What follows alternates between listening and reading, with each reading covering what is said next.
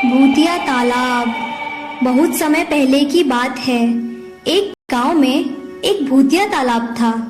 वो तालाब एक लालची साहूकार का था। वो अच्छे खासे पैसे देकर मछुआरों को मछली पकड़ने के लिए भेजता था। एक दिन अचानक से एक मछुआरा मछली पकड़ते हुए पानी में डूबने लगा। वहीं पास से एक गांव वाला गुजर रहा था। बचाओ, कोई मुझे बचाओ, मुझे कोई पानी के अंदर खींच रहा है। नहीं भाई, मैं तुम्हें नहीं बचा सकता। अगर मैं तुम्हें बचाने के लिए इस तालाब में आया तो मैं भी डूब जाऊंगा। बचाओ बचाओ, कोई तो मुझे बचाओ। आदमी खड़ा मछुआरे को डूबता हुआ देखता रहा और देखते ही देखते भूतिया तालाब ने मछुआरे को पानी में अंदर खींच लिया।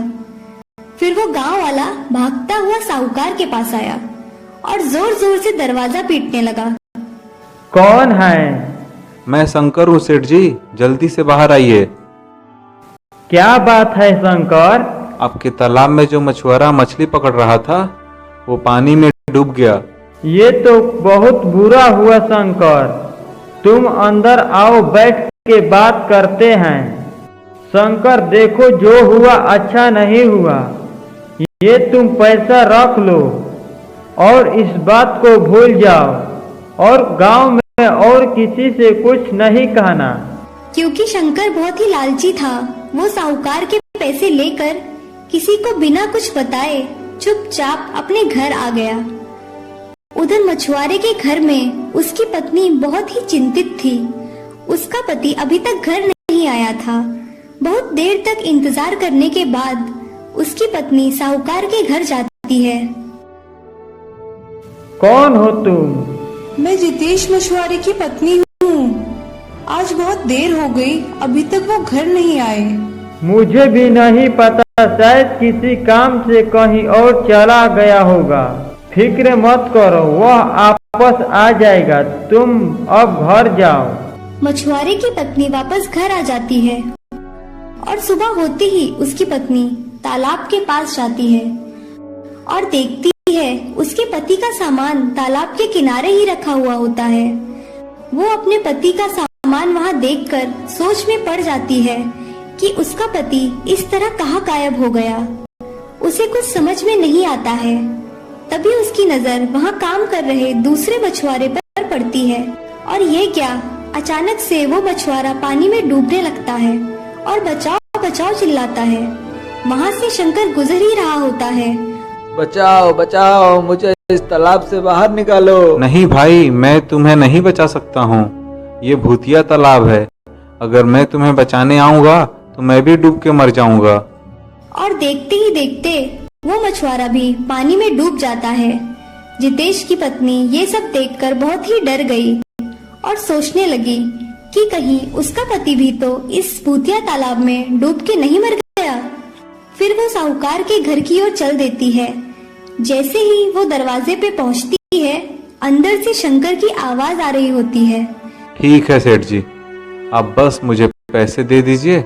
मैं किसी को नहीं बताऊंगा कि वो दोनों मछुआरे उस भूतिया तालाब में डूब के मर गए।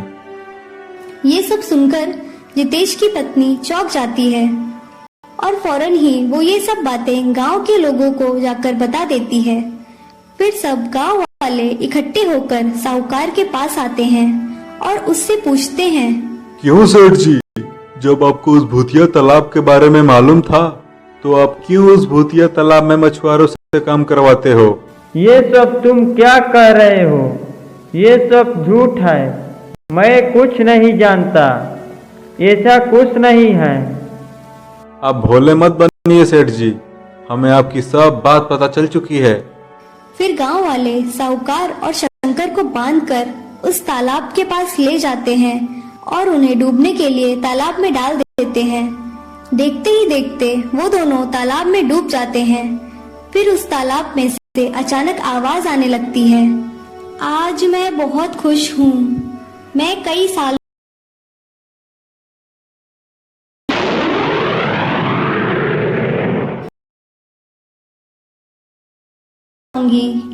और अब से इस तालाब में कोई डूबेगा भी नहीं। मैं साहूकार की मेरा पति इस तालाब में मुझे डूबता हुआ छोड़कर चला गया था। मैं चीखी चिल्लाई, लेकिन इस क्रूर साहूकार ने मेरी जान नहीं बचाई। तभी से मैं इसी तालाब में रहती हूँ और इसी दिन का इंतजार कर रही थी। आपके साथ बहुत बुरा हुआ, लेकिन मेरे पति तो निर्दोष है ना? उन्होंने आपका क्या बिगाड़ा है? कृपा करके मेरे पति को मुझे वापस लौटा दीजिए। तुम परेशान मत हो। इस तालाब में आज तक जो भी डूबा है वो सब अपने घरों में आराम से सो रहे होंगे। तुम अपने घर जाओ, तुम्हारा पति तुम्हें वहीं मिल जाएगा। और इतना कहकर चुड़ैल वापस तालाब में चली जाती है। सब गांव वाले अपने घर की ओर लौट जाते हैं। जब जितेश की पत्नी घर आकर देखती है तो जितेश को सोया हुआ पाती है। अपने पति को देखकर वो बहुत ही खुश हो जाती है।